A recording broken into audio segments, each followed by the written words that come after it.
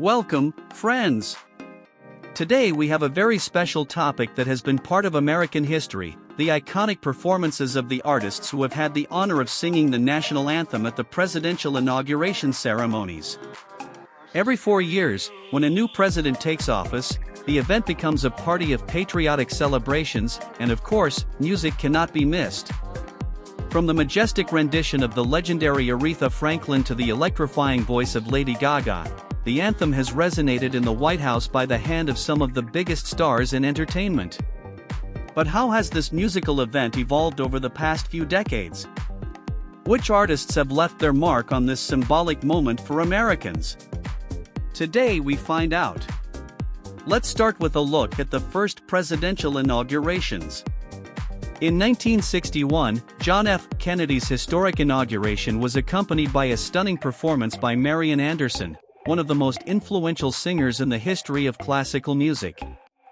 Anderson, a contralto who had faced racial discrimination, performed the Star-Spangled Banner and left a profound mark on the history of American music and politics. At Lyndon B. Johnson's inauguration in 1965, the performance of the national anthem was provided by the renowned United States Marine Band, a tradition that would mark the beginning of a series of majestic renditions of the anthem by various groups and solo artists. But it was during Richard Nixon's presidency in 1969 that the event took a very interesting turn. The anthem was accompanied by the famous Mormon Tabernacle Choir along with the United States Marine Band, a unique spectacle that managed to unite choral music with one of the most representative bands of the American Army. The 1970s and 1980s brought with them changes in the way the anthem was presented. In 1973, the jazz and beauty of Ethel Ennis' voice came to the stage to perform the national anthem at Richard Nixon's inauguration, a complete contrast to the formal productions of the previous decades. Later, in 1977, Holocaust survivor cantor Isaac Goodfriend accompanied the Marine Band to offer an emotionally profound version of the anthem at Jimmy Carter's inauguration. Goodfriend's performance was especially significant, as it reflected the resilience of a man who had overcome the greatest tragedies. But if we're talking about unforgettable moments in the history of presidential inaugurations, we have to talk about Ronald Reagan. In 1981, an amateur singer, Juanita Booker, was in charge of performing the anthem. Although she did not have the fame of the big music stars, her performance was emotional and a milestone in the history of presidential inauguration music. Later, in 1985, operatic grandeur came to Reagan's inauguration with the famous soprano Jessie Norman, who left everyone speechless with her performance. The 1990s witnessed a change in the way artists were selected for inaugurations. In 1993, during Bill Clinton's inauguration, renowned soprano Marilyn Horne was in charge of performing the national anthem, adding even more prestige to the ceremony. But it wasn't just Horne who left her mark.